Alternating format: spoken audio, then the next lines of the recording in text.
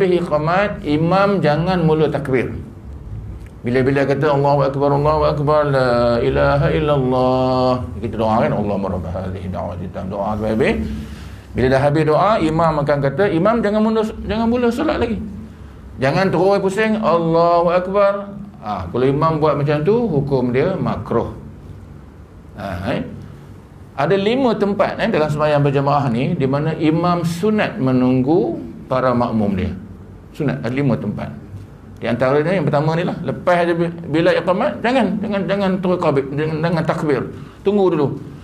Luruskan saf tuan-tuan, sawu sufufakum fa inni taswiyatas safi min tamamis solah. Rasulullah sebut bahasa Arab. Kita orang Melayu cakap Melayu lah. Luruskan saf tuan-tuan, samakan tumit garis yang kedua. Sunnah sebut. Nabi sebut begitu. Dan masa awal perkembangan Islam, dalam masjid yang pertama dalam Islam, Masjid Quba.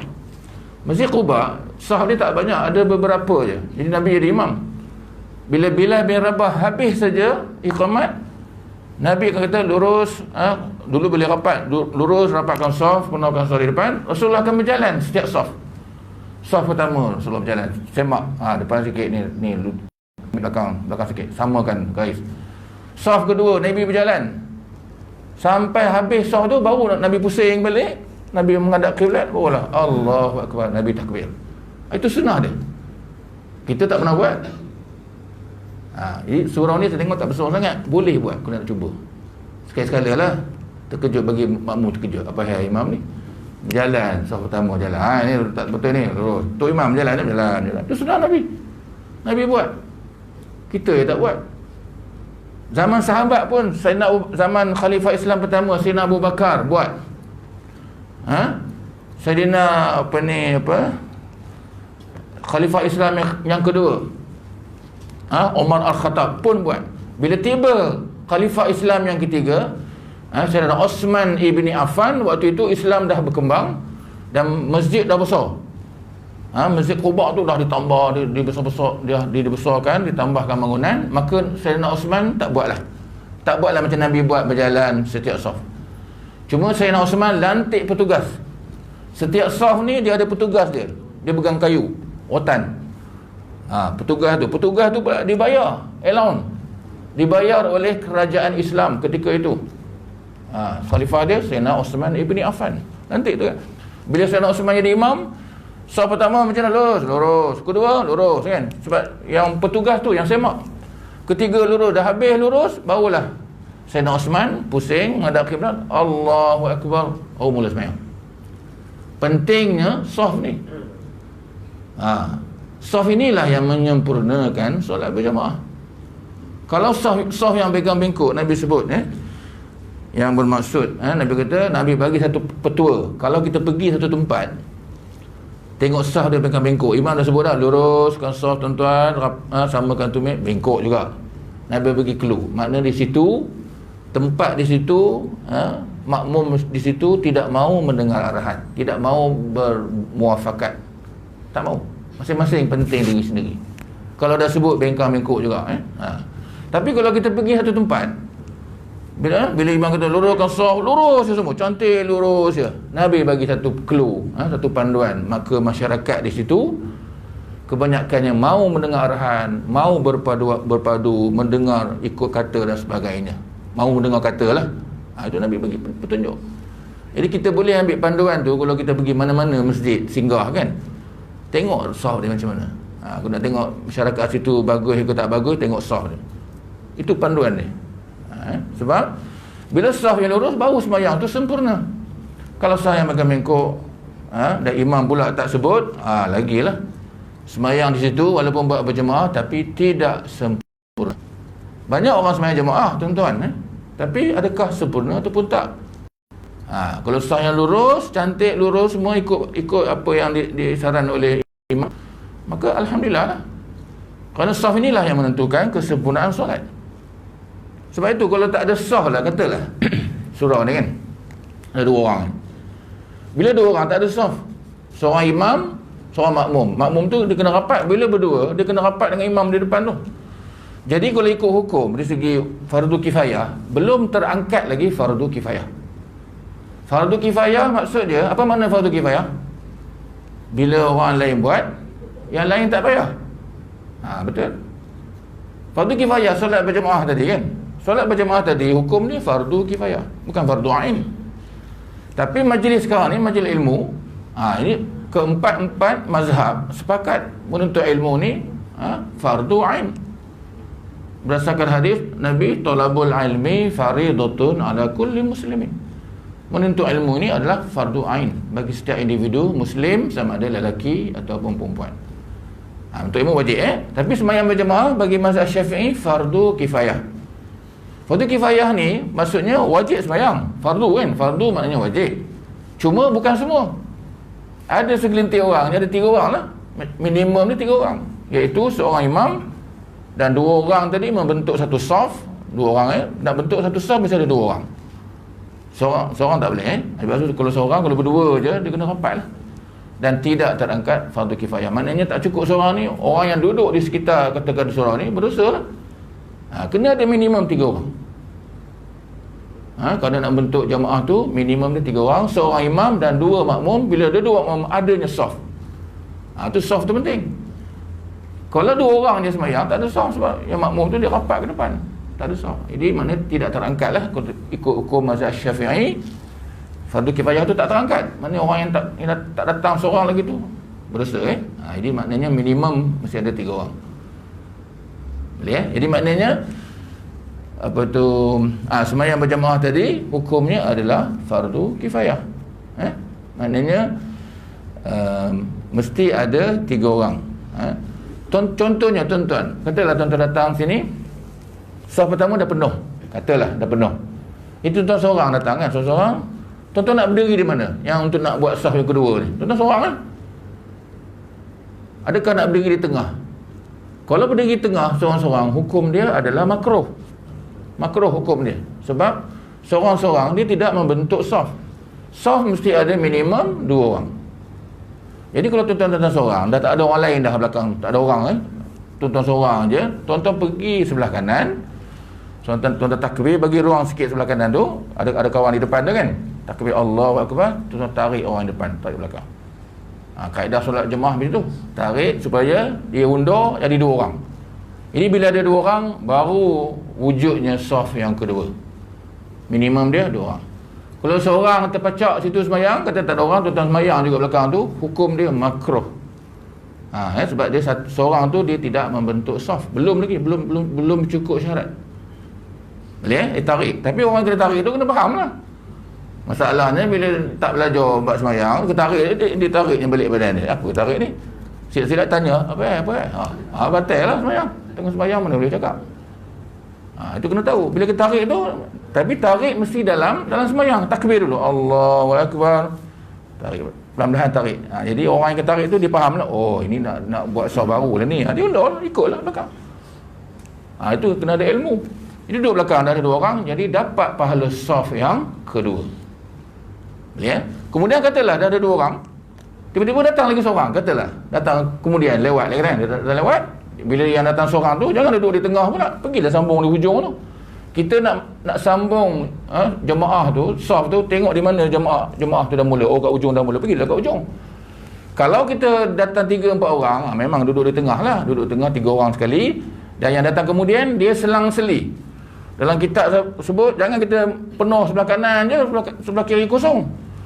Mula di tengah untuk saf yang kedua, lepas tu seorang selang-seli. Ada seorang masuk kanan, tu masuk kiri, masuk kanan, berkembang sampai penuh. Jadi orang yang nak masuk saf tu kena tahu juga. Jangan dipilih sebelah kiri semua, dah sebelah kiri penuh, belah kanan kosong. Dia kena selang-seli begitu. Itu kalau datang ramai sekaligus. Kalau kita terkontang kanting seorang, pergi sebelah kanan ke sebelah kiri ke, sebaiknya sebelah kanan lah, tarik pergi belakang. Kemudian katalah seorang dah datang lagi, bila seorang tu dia kena mula ke ujung, dia pergi sambung, dah ada 3 orang kan. Bila dah ada 3 orang, yang kena tarik tadi dia dah rasa dah, dia dah ada 3 orang dah. Jadi dia ke depan balik, melangkah balik ke depan, sebab masa diundur tu dah kosong depan tu, dia melangkah balik ke depan. Begitulah cantiknya sembahyang berjemaah kalau tahu cara dia lah. Jadi sebab tu apa pun kita kena ada ilmu dan tahu bagaimana kita nak buat. Boleh ada soalan? Kalau yang Ya. tak pun tak Depan tak kosan? Yang tak kosan, dia tak tahu. Apa dia nak buat? Tak apalah, kita sembahyang seorang macam tu. Kita dah cuba tarik kan. Masih dia Tak perlu minta yang nombor 2 lah. tak payah. Tak payah tarik bila tak mau, pergilah nombor 2 tarik nombor 2 pula. 2 tak mau tarik nombor 3. Itulah kerjanya. Tak. Tak apa, tak payah. Hukum ni tak kata dia tarik tak mau juga, duduk di situ. Dan maknanya orang yang datang kemudian, kalau ada lagi orang, jangan duduk di tengah ada seorang, dia pergi sambung situ. Sambung sebelah situlah. Kalau ada kalau tak ada, ramai terus mula di tengah. Untuk nak buat sah baru, kalau ramai mula di tengah. Kerana rahmat tu dia turun pada imam dulu. Bila turun pada imam, dia akan pergi pada saf sebelah kanan, saf pertama sebelah kanan, tu bawa ke kiri, tu barulah saf kedua, saf ketiga. Siapa yang duduk belakang, pergilah. Itu untuk saf muslimin. Saf muslimin Nabi sebut apa tu sawu sufur rijal. Khairu sufur rijal awwaluha wa syarru akhiruha. Saf lelaki yang terbaik adalah saf awal, di depan, yang paling depan lah. Rebut-rebut lah di depan. Sebab tu zaman Nabi ada dua perkara yang kalau boleh depa nak buat undian. Pertama, nak rebut saf pertama. Sahabat ni nak berebut. Yang kedua, nak laungkan azan. Sampai boleh mengundi. Kita tak ada waktu itu. Kita ada saf kosong, kita suruh orang lain, pakcik pergilah, abang pergilah, saya belakang, tak apa. Itu kita. Zaman Nabi, dia merebut, tak bagi orang lain. Kerana besarnya pahala, duduk di depan. Itu saf muslimin. Untuk muslimat pula, wa khairu sufun nisa. Saf perempuan, nisa ini, akhiruha wa syarruha awwaluha. Maknanya saf muslimat, kalau dia belakang kan, dia yang terbaik di belakang sekali tu, dekat pintu tu, kat tirai tu. Duduk mula kat situ. Bila dah penuh belakang tu, maka dah penuh belakang, dia masuk ke depan lah. Muslimat lah, ke depan. Ke depan kurang baik. Dia yang belakang sekali baik. Bila dah penuh di depan, datang ke depan. Jadi maksud dia, muslimat yang paling baik, saf yang paling belakang di dalam bangunan tu lah. Kalau bangunan tu jauh lagi lah, lagi belakang lah. Muslimin pula yang paling baik, paling awal. Berdasarkan hadis yang saya baca tadi lah. Dan saf yang kurang baik, saf yang berdekatan antara lelaki dan perempuan. Maknanya saf lelaki yang kurang baik, yang belakang sekali lah. Kerana bila belakang sekali, dia dekat dengan perempuan, dekat dengan muslimat. Dan muslimat pula, saf yang di depan lah kan, di depan, dia dah penuh, di belakang dah penuh, dia pasal ke depan, dah rapat dengan perempuan, dengan lelaki. Itu saf yang selang-seling dengan perempuan tu kurang baik. Ni yang Nabi sebut dalam hadis dia. Itu kalau depan dengan belakang. Kalau setengah tempat, dia buat kiri kanan. Kanan muslimin kan, kiri muslimat. Jadi yang sempadan tu, kata ada tirai ke apa ke, jadi yang sembahyang dekat lelaki muslimin dekat tirai tu dengan muslimat yang sebelah tirai sebelah sini, kurang baik. Yang baik muslimin yang belah kanan sekali, jauh daripada perempuan. Dan muslimat yang baik yang sebelah kiri jauh, kerana dia jauh daripada muslimin. Kalau sah dia ni lah, sebelah menyebelah. Tapi banyak tempat macam ni lah, muslimin di depan, muslimat di belakang. Boleh muslimat Jadi kalau sampai awal macam ni ramai, ambil sah yang paling belakang. Bila dah penuh belakang, jadi pasal ke depan. Ke depan kurang baik lah. Lagi depan, lagi kurang baik. Yang muslimin pula, lagi belakang, lagi kurang baik. Dah penuh depan, dia kata pasal belakang kurang baik. Muslimat pula dah penuh belakang, yang belakang yang terbaik, muslimat dia tu ke depan kurang baik. Boleh? Itu disebut. Sebab ada muslimat dia tak puas hati. Dia kata, iya ke ustaz? Kata, takkan duduk belakang jauh pula. Kalau nak mengaji kita jauh, mengaji lain. Mengaji memanglah kita duduk di depan. Mengaji memang kita boleh duduk depan. Tapi bila solat, Nabi sebut dalam hadis tu, saf bagi wanita muslimat yang terbaik, yang saf yang paling akhiruha maknanya yang belakang sekali. Untuk lelaki, awaluha, saf yang paling awal. Boleh? Jadi rebutlah kita datang untuk merebut saf tadilah. Baik. Boleh? Baik, saya sambung yang ketiga. Boleh tuan-tuan kita Janganlah berdiri sehingga selesai qamat. Para makmum yang sedang duduk jangan bangun berdiri sehingga selesai daripada iqamat. kata qil. Qil ini ulama fiqah dalam mazhab Syafi'i. Hendaklah bangun berdiri ketika tukang qamat berkata qad qamatis salah, qad qamatis salah. Itu Jadi bila dengar je bila sebut tu, maka bangkitlah cepat. Terutamanya yang saf di belakang. Ataupun orang yang uzur, dengar qad qamatis salah tu, bangunlah. Adapun orang yang muda, dia boleh dah habis iqamat, boleh dia bangkit. Ataupun yang duduk di saf pertama, dah habis iqamat, baru dia berdiri. Boleh. Ini disebut dalam kitab. Dia kata, dan kata qil, jika seorang makmum orang muda yang kuat bangun berdiri, hendaklah ia berdiri ketika selesai daripada iqamat. Dah selesai baru bangkit. Dan jika ia seorang tua yang lambat bangun, hendaklah ia berdiri ketika tukang iqamat berkata qad qamatis salah, qad qamatis salah. Orang tua ataupun orang yang duduk belakang dengar je qad qamatis salah, bangkitlah. Makna pun qad qamatis salah tu sembahyang akan didirikan. Jadi waktu itulah kita bangun. Atau pada waktu yang ia mengetahui apabila ia berdiri tegak serentak dengan selesainya iqamat, supaya ia sempat bertakbiratul ihram mengiringi imam. Jadi tujuan dia bila kata qad qamatis salat, kita bangun cepat tu supaya kita tidak tertinggal daripada imam takbiratul ihram. Itu Jadi menyegerakan takbiratul ihram ni memang dituntut dalam solat berjamaah. Sehingga kalau kita masbuk lambat imam dah rakaat pertama kan, ataupun masa kita sampai imam sedang sujud, katalah, jangan tunggu sampai aja takbiratul ihram, Allahu akbar, terus ikut imam sujud. Jangan tunggu. Kalau tunggu, maka kuranglah pahala kita.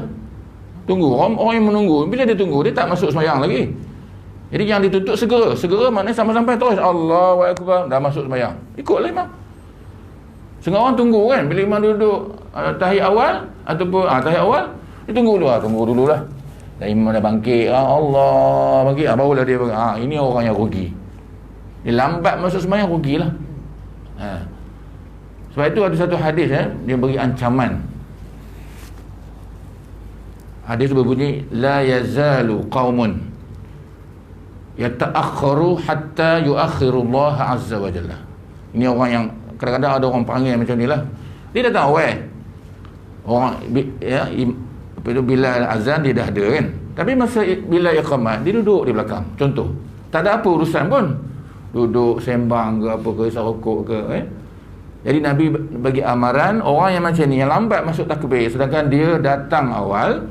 Hadis yang saya baca tadi, Nabi kata di akhirat kelak orang yang sengaja lambat takbiratul ihram, Allah akan lambatkan dia masuk ke dalam syurga. Allah, rugi, lambat. Orang lain dah masuk syurga, dia belum lagi masuk. Dia kata, ya Allah, kenapa aku lambat ni? Iyalah, kamu lambat masa kamu di dunia dulu. Bila dah iqamat, kamu duduk belakang tu, tak ada apa urusan pun. Lainlah kita memang lambat kan, kita uzur balik daripada kerja ke, ada traffic jam ke apa, tu lain. Ni kita duduk belakang, isap rokok, sembang. Ada orang yang macam ni. Nabi bagi amaran, hadis yang saya baca tadi, jangan kerana bila dia duduk belakang, dia melengah-lengahkan masuk takbir tu. Kena cepat. Orang yang lambat pun tak boleh tunggu dah, Allah Akbar terus ikut. Kita tuan-tuan, kalau imam dah takbir, Allahu Akbar, imam dah takbir kan, ketika itu kita tak disunat lagi. Ada ulama memberi pendapat tak perlu lagi membaca perkara-perkara sunat. Kalau kita baca juga perkara sunat, hukum dia makruh. Apakah perkara sunat? Bacaan apa tu? A'udzubillahi minasyaitonirrajim. Ta'awuz tu, a'udzubillahi minasyaitonirrajim, tak sunat, tak dituntut lagi. Usalli tak perlu lagi. Qul a'udzu birabbin nas lagilah tak dituntut lagi. Kalau imam sudah bertakbir. Jadi bila kita nak baca tu? Bila nak baca bismillahirrahmanirrahim, qul a'udzu birabbin nas malikin nas, bila nak baca? Itu memang dituntut. Memang dituntut kita membaca yang sunat-sunat tu. Kita baca tu ketika imam belum bertakbir. Imam kata lurus, tuan-tuan luruskan saf, samakan saf, penuhkan saf pertama. Waktu itu makmum dengan dia, makmum baca a'udzubillahi minasyaitonirrajim, bismillahirrahmanirrahim, qul a'udzu birabbin nas. Masa itu pasal imam belum pergi mula. Imam dia sunat tunggu dulu. Jangan mula sembahyang, tunggu dulu. Lurus, tuan-tuan nak panggil haji ni dah kosong, mai ke depan. Waktu tu makmum-makmum yang lain baca qul a'udzu birabbin nas malikin nas ilahin nas, itu bacalah usalli fardu isya'i arba'a raka'atin adaan makmuman lillahi ta'ala. Tunggu, dah baca doa tu, tunggu imam kata nurul rapatkan sah apa semua, dah imam dah puas hati dah, imam pusing, Allah, imam kata kita yang dah baca terus Allahu akbar. Itu dituntut. Jangan lengah-lengah. Jangan waktu itu bila imam dah Allahu akbar, waktu itulah kita betul sorban, betul kepiah, auzubillahi minasyaitanir rajim, baru nak baca auzubillah. Usolli, baru nak baca usolli. Qul a'udzu birabbin nas lagilah. Jadi bila dia baca begitu, dia lambat angkat takbir tu. Yang dituntut, saya sebut tadi yang 3 pendapat ulama tu. Bila imam Allahu akbar, kita Allahu akbar. Jangan baca lagi yang sunat-sunat. Kalau baca juga hukum dia makruh, tak dapat pahala. Kalau sembang lagi lah. Kadang kita jumpa kawan lama, lama kamu tak jumpa, kamu pergi mana? Berapa anak sembang pula waktu tu. Mana dah banyak dah. Jangan. Jadi bila lambat takbir, kita ketinggalan daripada imam, maka hilanglah pahala satu, kemudian sembahyang kita tidak sempurna.